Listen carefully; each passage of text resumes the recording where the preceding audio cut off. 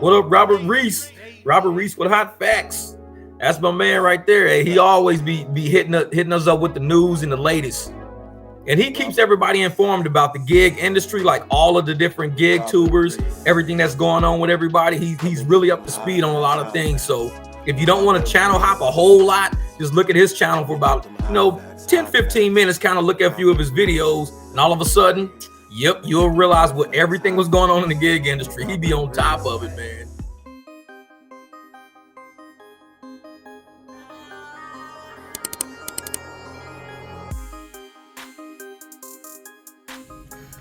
Hot Facts with Robert Reese, people. We got a great one. Many of us delivery drivers are right behind this thing right here.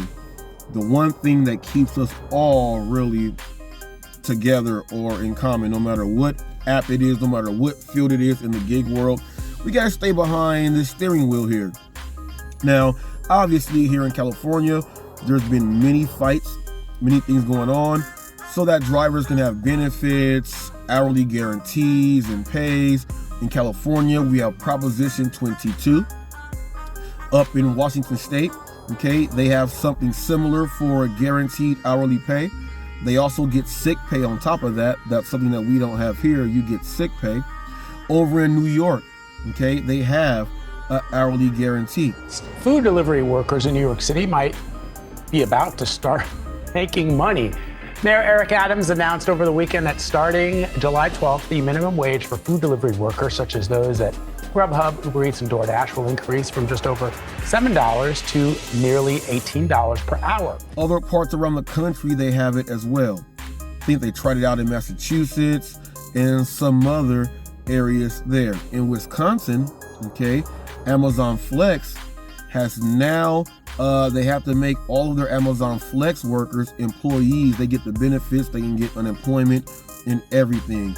Soon in Wisconsin, the state of Wisconsin, all the gig apps there will have to kind of follow suit with benefits and everything. Crazy, crazy, crazy, crazy, crazy. Dismissed a lawsuit brought by Amazon. The company wanted the court to rule that some of its delivery drivers are independent contractors. JT Siskowski has you covered on how the dismissal might affect the future of Wisconsin's gig economy.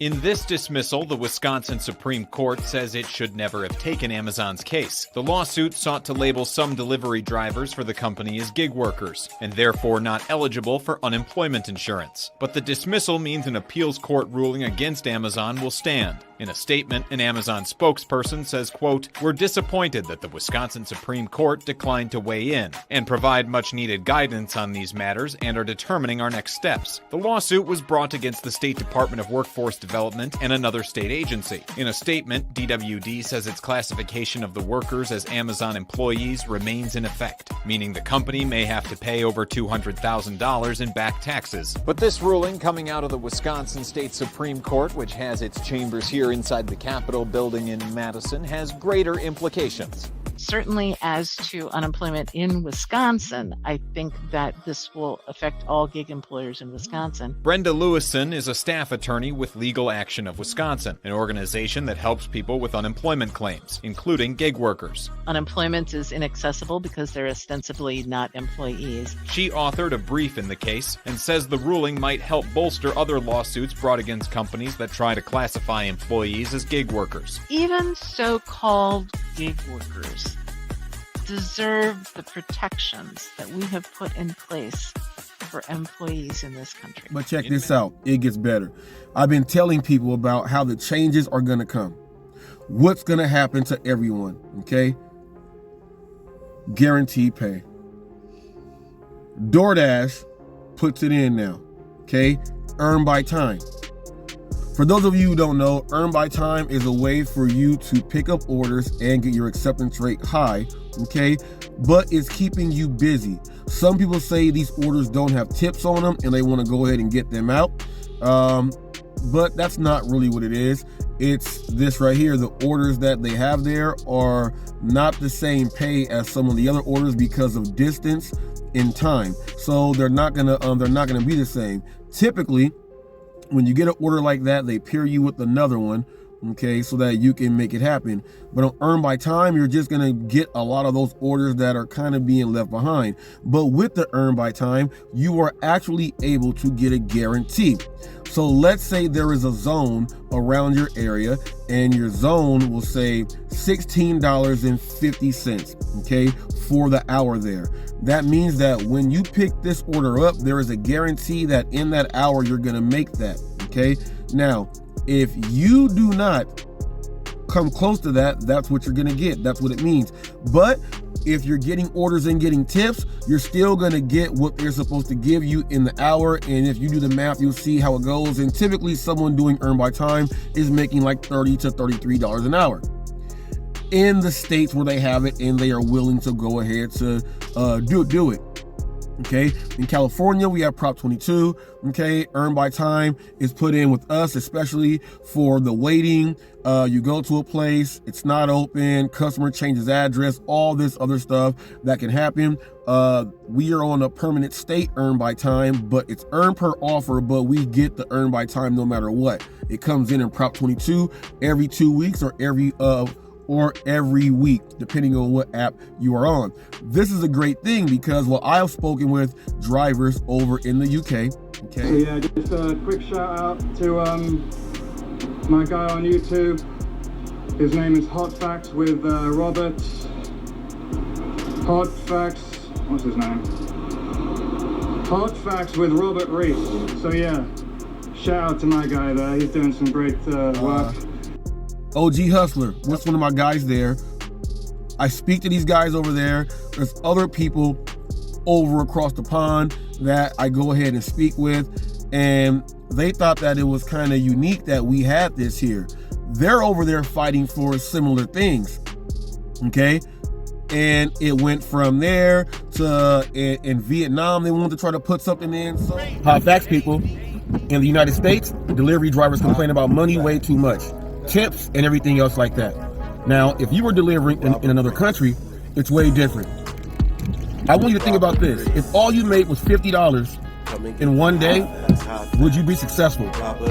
Look at this country and see what $50 does for them. You don't have cars?